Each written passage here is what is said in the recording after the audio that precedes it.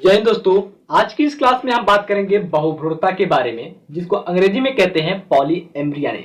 तो इस क्लास में हम जो बात करने वाले हैं, बहुभ्रूणता क्या होता है, बहुभ्रूणता की खोज किसने की, बहुभ्रूणता कितने प्रकार के होते हैं, इन सभी पॉइंट्स के बारे में आज हम बात करेंगे। तो चलिए सबसे पहले हम जान लेते हैं ये जो बहुभ्रूणता शब्द है वो कैसे बना है, इस शब्द को कैसे बनाया गया है। अगर आप इस शब्द के बारे में यानी कि पॉली एम्ब्रियनी वर्ड के बारे में समझ गए तो पूरी की पूरी बहुभ्रूणता आपको याद हो जाएगी। ठीक है, मैं गारंटी लेता हूं।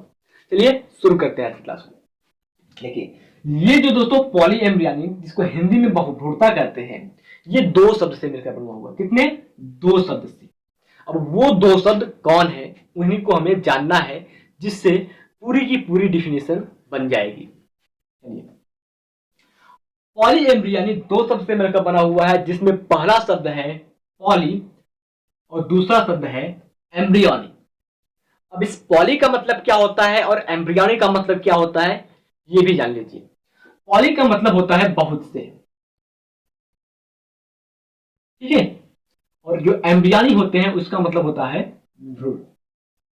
अब ये जो दोस्तों एम्ब्रियोनी है, ये एम्ब्रियोनी एम्ब्रियो से बना हुआ है।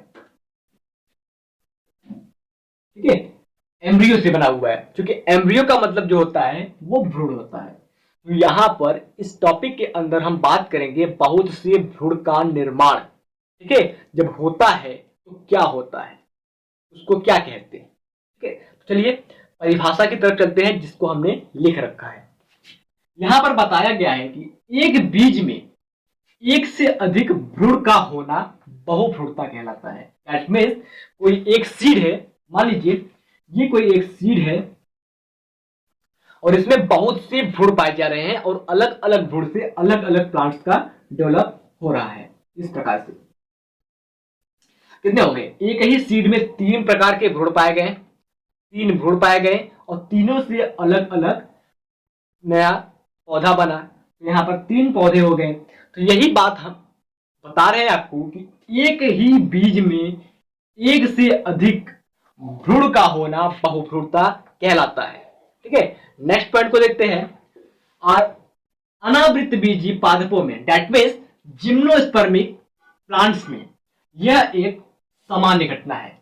इसका कहने का मतलब है कि जो बहुभ्रूणता है यानी कि जो पॉली एम्ब्रियनी है, वो सबसे ज्यादा हमें देखने को मिलती है जिम्नोस्पर्मिक प्लांट में।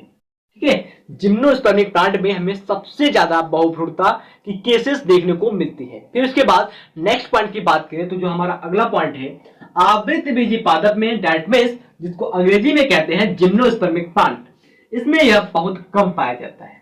ठीक है, सबसे ज्यादा जो बहुभ्रूणता देखने को मिलती है वो हमें जिम्नोस्पर्म में मिलती है, और उसके बाद एंजियोस्पर्म आता है, जिसमें बहुत ही कम, बहुत ही रेयर चांसेस होते हैं बहुभ्रूणता को देखने को। दैट मीन्स एक ही सीड में कई एम्ब्रियो का डेवलप हो जाना।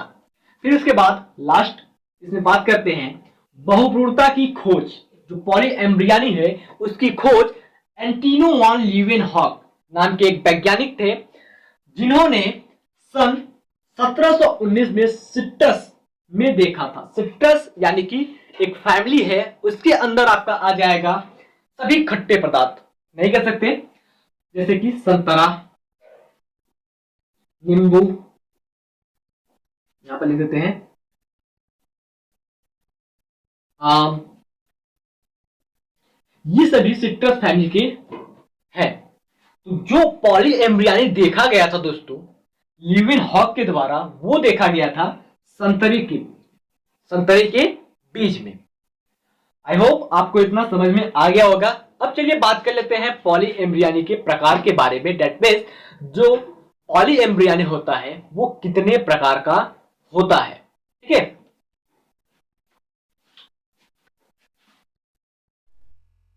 है, बहुभ्रूणता के जो प्रकार होते हैं वेबर के अनुसार, वेबर एक साइंटिस्ट का नाम है, जिनके अनुसार जो बहुभ्रूणता होता है वो मुख्य रूप से चार प्रकार का होता है।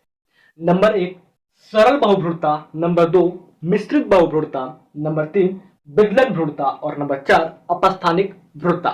ये चार प्रकार के बहुभ्रूणता है जिनको हमें पढ़ना है। ठीक है, तो चलिए बात कर लेते हैं बारी बारी से इन चारों के बारे में। पहला अगर बात करें हम सरल बहुभ्रूणता, जिसको अंग्रेजी में हम यानी कि इंग्लिश में सिंपल पॉलीएम्ब्रियनी के नाम से जानते हैं, तो इसमें क्या होता है कि बीजांड में एक से अधिक भ्रूणपोष होता है। ठीक है, इस लाइन का कहने का मतलब है कि एक बीजांड में, ये कोई बीजांड है, ठीक है, रफली डायग्राम बनाया हमने, ये कोई बीजांड है और इस बीजांड में एक से अधिक भ्रूणपोष होता है।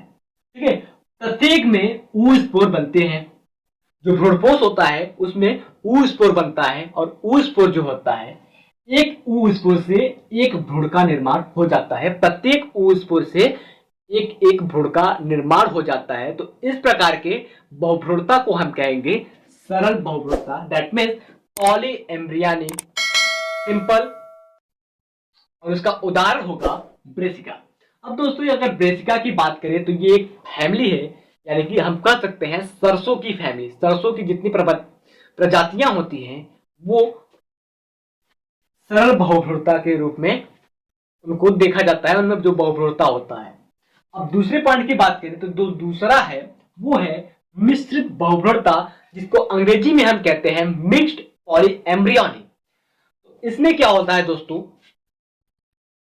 एक परागनलिका बीजांड में, सॉरी, एक से अधिक परागनलिका बीजांड में जाती है। अतिरिक्त युग्मक सहायक कोशिका तथा प्रतिमुख कोशिका से संयुक्त होकर के द्विगुणित कोशिका बनाती है और प्रत्येक द्विगुणित कोशिका से एक भ्रूण का निर्माण हो जाता है। तो इस लाइन का मतलब हम बता देते हैं आपको। आपने निषेचन की क्रिया पढ़ी होगी। निषेचन की क्रिया में क्या होता है, निषेचन की क्रिया में परागकण जो होता है वो वर्तिकाग्र पर जाकर के चिपकता है। इस प्रकार से वर्तिकाग्र पर जाकर के चिपकता है परागकण, और कुछ दिनों के बाद, कुछ समय के बाद उसी परागकण में से परागनलिका निकलती है। इस प्रकार से, ठीक है, एक ही परागनलिका निकलती है। लेकिन यहाँ पर जो मिक्स्ड पॉलीएम्ब्रियनी है, यानी कि मिश्रित बहुभ्रूणता है, उस पर अनेक परागकण जाएंगे, एक ही नहीं कई परागकण जाएंगे, और हर परागकण में से एक एक परागनलिका निकलेगी। और प्रत्येक परागनलिका में क्या पाया जाता है, मेल गैमेट पाया जाता है, नरयुग्मक पाया जाता है। तो एक परागनलिका का जो परागकण होगा, नरयुग्मक होगा, वो तो आपके अंडकोश का, यानी कि इसी बीजांड के अंदर भ्रूणपोष पाया जाता है। अब उस भ्रूणपोष में ये दो सहायक कोशिका होती हैं और ये एक होता है अंडकोशिका, और ऊपर की तरफ होती है आपकी प्राथमिक कोशिका। एक तो आकर के इस आपके अंडकोशिका से संयुक्त हो जाएगा और द्विगुणित युग्मनज का निर्माण कर लेगा, और बाकी की जो परागनलिकाएं आती हैं उनमें जो उपस्थित नरयुग्मक होता है वो सहायक कोशिका और प्राथमिक कोशिका से संलयित हो जाता है, और होने के बाद वो भी द्विगुणित युग्मनज का निर्माण कर लेता है, द्विगुणित कोशिका का निर्माण कर लेता है, और प्रत्येक द्विगुणित कोशिका से भ्रूण का निर्माण होता है, भ्रूण बनता है।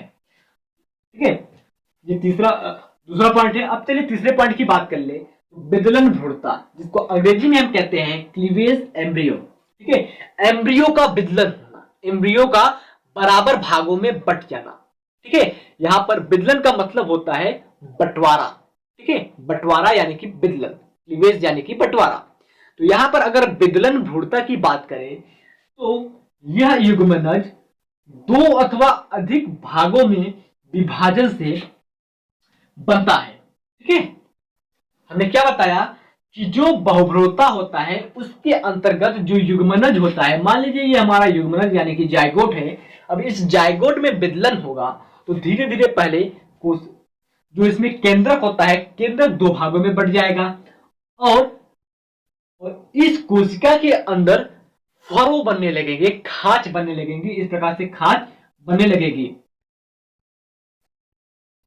इस प्रकार से खांच बनने लगेगी, और कुछ दिनों के बाद देखेंगे तो ये खांच गहरा हो जाएगा और पूरी की पूरी कोशिका अलग हो जाएगी। दो कोशिका बन गए, या फिर इसी में चार कोशिका बन सकते हैं। इस प्रकार से चार कोशिका बन सकते हैं। तो जितनी कोशिकाएं बनेंगी, प्रत्येक कोशिका से एक भ्रूण का निर्माण होगा, एक एम्ब्रियो का डेवलपमेंट होगा। ये तीसरा पॉइंट रहा। अब चौथे और लास्ट पॉइंट की बात करें तो वो है अपस्थानिक भ्रूणता, जिसको अंग्रेजी में कहते हैं एडवेंटेटिव एम्ब्रियो। ठीक है, इसमें क्या होगा इसको भी समझना जरूरी है।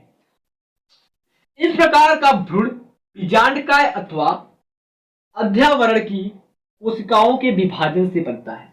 उदाहरण नींबू, संतरा, आम, ये 3 उदाहरण है। ये तीनों के तीनों सिट्रस फैमिली के प्लांट हैं, फल हैं। तो हमने क्या बताया, बीजांडकाय और अध्यावरण यानी कि इंटीगुमेंट और न्यूक्ली सेल्स से विभाजन से, जिस प्रकार से यहाँ युग्मनज का विभाजन हुआ उसी प्रकार से आपके बीजांडकाय और अध्यावरण का विभाजन होगा और उस विभाजन से जाकर के भ्रूण बनेगा और वो जो भ्रूण होगा वो कहलाएगा अपस्थानिक भ्रूणता यानी कि एडवेंटेटिव एम्ब्रियो। आई होप दोस्तों आज का क्लास आपको अच्छा लगा होगा और अच्छे से समझ में आ गया होगा। तो दोस्तों मिलते हैं नेक्स्ट वीडियो में, तब तक के लिए वंदे मातरम।